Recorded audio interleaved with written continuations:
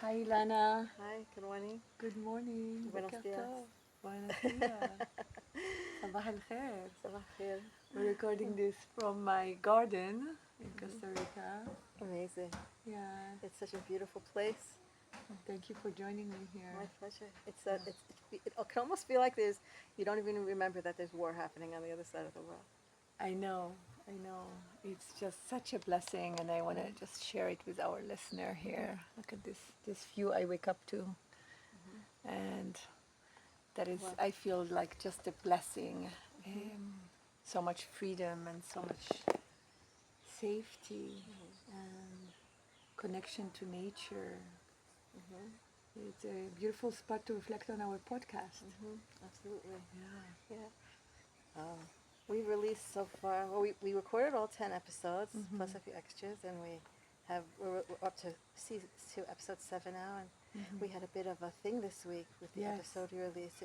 Yeah. We released the interview with Nofar Drukman.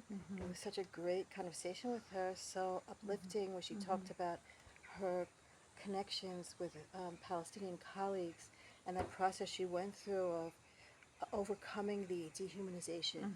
Right, that's how I think of it, as like maybe a rehumanization. Yeah. We're so Totally. trained into dehumanizing the other, and she described how she met this guy, Muhammad, and it was such And a the good. effect it had on her, and then receiving this message this Yeah. week. Yeah, That he that died. between the time that we recorded it to the It was time in that we July, released a it, month ago. yeah, a month ago, that he died. That's Yeah. hard. That was really hard. You know, it's like this nonstop loss of life, and you know, disregard for human life. And of like the 40,000 or something people who've been killed in Gaza, most of them don't have names. Most of them, to the public, most of them, we don't have headlines about them. But every single one of them is a human being. Every single one's a human being. And so that was really a reminder of a lot of things. I think it's also just a reminder of how senseless this Yeah. whole thing is, and Senseless.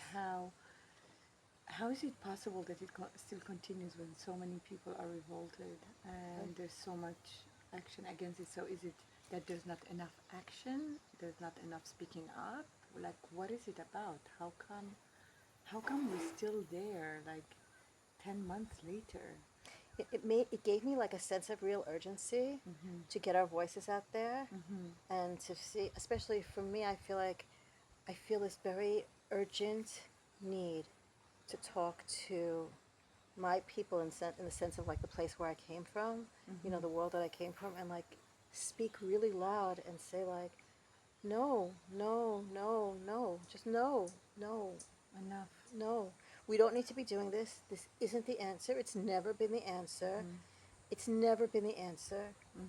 And for me, coming with my anthropology background, I keep leaning into the place of like analyzing language, and this feeling like, I think we talked about last time about, when I was in Rwanda, and realizing that before the killing comes that language. And that feels so important to me, to unpack that, and just like, we need to like stop doing that. We need to stop engaging in the rhetoric of dehumanization of the other, and really start questioning all the things that we have taken for granted as what it means to be good and righteous and all those things, because so much of the language we're getting is all wrong, is backwards, is completely backwards. And for me, that's like my biggest takeaway, is like this urgency of it. I'm really like asking myself what I can be doing more to to enhance that process. What about you? I think when you approached me for this podcast, it came just at the right moment. I was actually looking forward. I was exploring, like, I've been interviewed in several podcasts. I'm like, I want to do mine. I want to like put out there what my thoughts, and also highlight this positive action that we have. And I feel like good news are not good news for the media. Most good news get like denied or pushed back.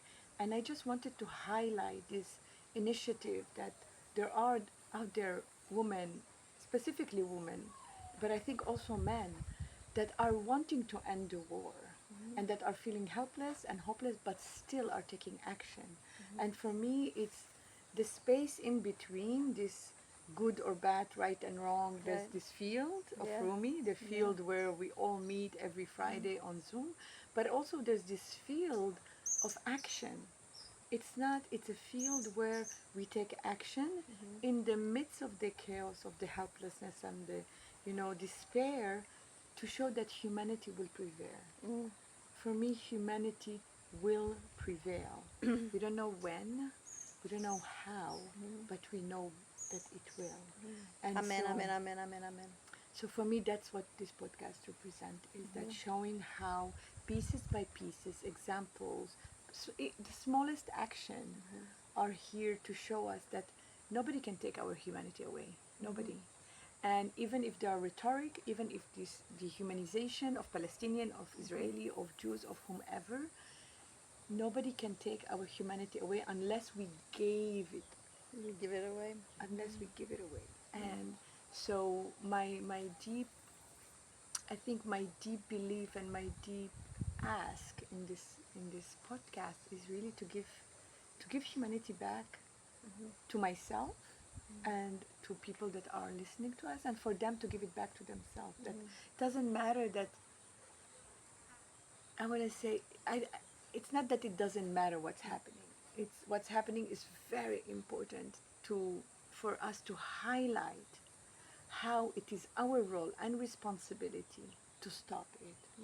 And we can do it, even if we feel that who are we in the midst of all this big machine of war. Every small action matters. Yeah. Every small action matters, Yeah. and our humanity matters, Yeah. and nobody can take it away. Yeah. So thank you for inviting me. Thank you for inviting It's me been to so join nice. It's been this podcast. It's been really, I've really enjoyed our conversations. There've been like a lot of moments